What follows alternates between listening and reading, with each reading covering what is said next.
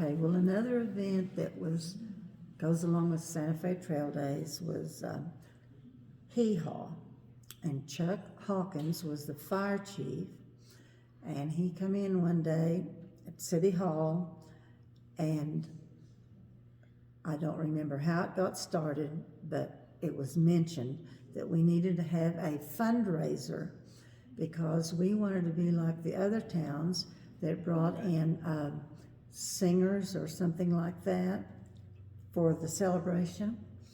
So we started with 𝐅r𝐢d𝐚y, and Sandy, his wife, helped tremendously.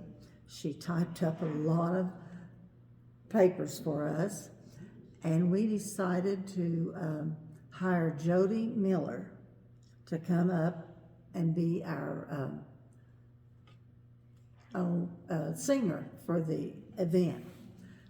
Well, we did contact her, and she had another event, and she flew out here.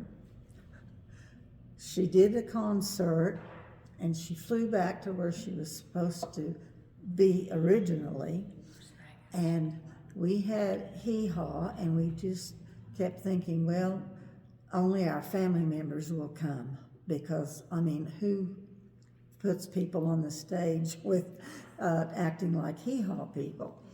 Well, we kept looking out the curtains on each side of the stage. It was packed. It was full.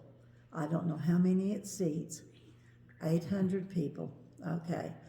And it was a hit. So, anyway, and then I just remembered later, I moved down to Shawnee, Oklahoma, and Judy Miller and 3 other guys came up to have a concert at the casino out there on I-40.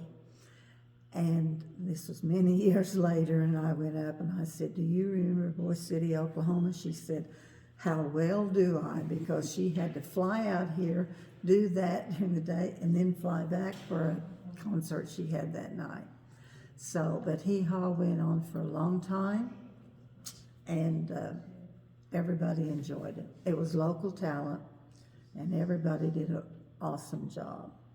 My recollection is we charged $1 a head to get in. Exactly. And after the first year, because we had to turn away people at the door, we started having 𝐅r𝐢d𝐚y both on Friday night and on Saturday night, and it packed the house both nights. Yes. And it was all local All talent. the local talent, yes. And Sandy Hawkins was the script writer and supervisor, and also the censor, because some of us wanted to put some more racy jokes into the program than Sandy would allow, but sometimes that happened regardless of Sandy's direction, at least on the second night. That's right.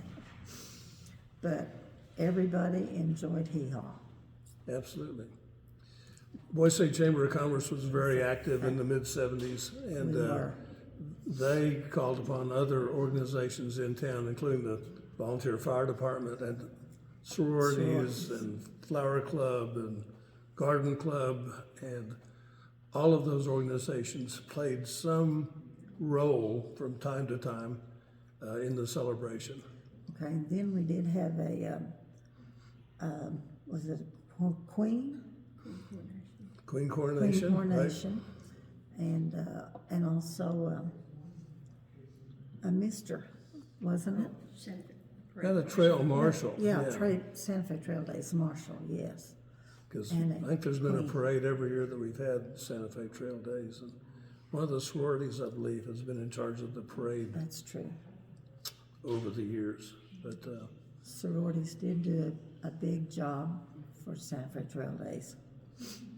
𝐅r𝐢d𝐚y F𝐚c𝐭s was the secretary of the Chamber of Commerce during those first years, and she did just a yeoman's job of keeping all the organizations in line and on schedule and getting a word for their planned events out into the public and advertised.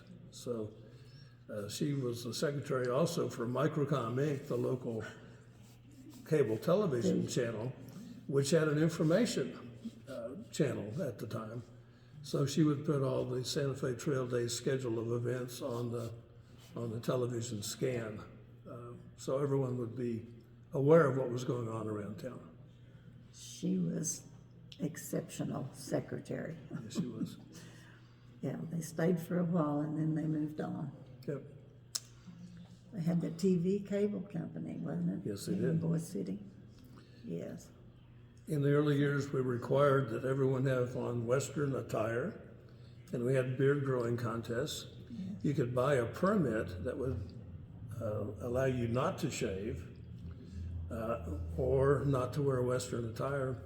But if you failed to have a purchased permit or be in Western attire, the volunteer fire department had a traveling jail, and they would put you in the jail.